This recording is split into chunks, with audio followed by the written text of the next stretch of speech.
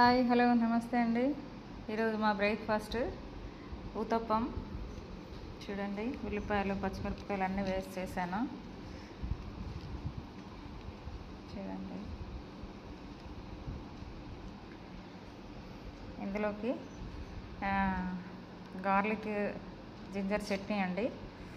ఇది ఎండుమిరపకాయలు నానబెట్టి పచ్చిమిర్చి అల్లం ముక్కలు వెల్లిపాయ ముక్కలు వేసి కొంచెం జీలకర్ర వేసి పచ్చిదే పట్టానండి. ఇది చాలా బాగుంటుంది, టేస్టీగా ఉంటుంది.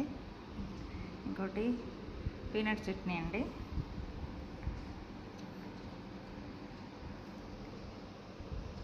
చూడండి, ఈ చట్నీ ఇందులోకి చాలా బాగుంటుంది. అల్లము జింజర్ గార్లిక్ హెల్త్కి మంచిదని చేశాను.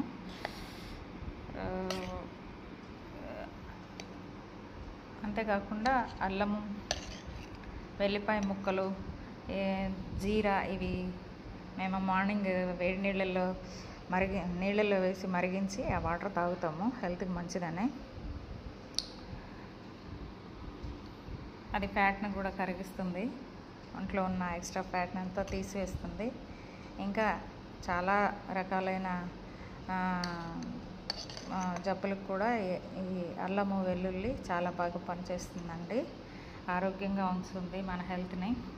తర్వాత ఇంకా దేవుడు మనకిచ్చిన ఆరోగ్యాన్ని మనం కాపాడుకోవాలి కదా, అశ్రద్ధ చేయకూడదు ఏ విషయంలో కూడా.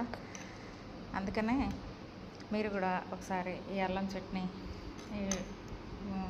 ఇది కచ్చా చట్నీ అండి. దీన్ని మీరు కూడా ఒకసారి ట్రై చేయండి, చాలా బాగుంటుంది, టేస్టీగా ఉంటుంది. ఊతప్పంలోకి ఇంకా చాలా బాగుంటుందండి. దీనిలోకనే కాదు, ఎందులోకైనా దోశ ఇడ్లీ దేనిలోకైనా బాగుంటుంది, ఆరోగ్యానికి ఎంతో మంచిది. ఇంకా ఈ ఈ ఈ అల్లం వెల్లుల్లి చట్నీలో నేను పోపు వేయలేదండి. ఇది పీనట్ చట్నీలో కూడా పోపు వేయలేదు, ఎందుకంటే నేను ఆయిల్ అవాయిడ్ చేస్తాను, ఎక్కువగా యూజ్ చేయను. ఆయిల్ హెల్త్కి అంత మంచిది కాదు. ఎందులోనైనా నేను చూడండి, ఊతప్పలో కూడా ఎక్కువ వేయలేదు, చాలా తక్కువ ఆయిల్ యూజ్ చేస్తాను నేను. ఆయిల్ వల్ల మనకి పెద్ద అదేమీ లేదు.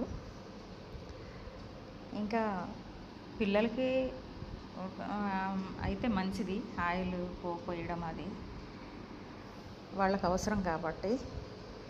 పెద్దవాళ్ళకి అంత అవసరం లేదు, 30 దాటిన వాళ్ళ దగ్గర నుంచి. ఈ వీడియో మీకు నచ్చినట్లయితే లైక్ చేయండి.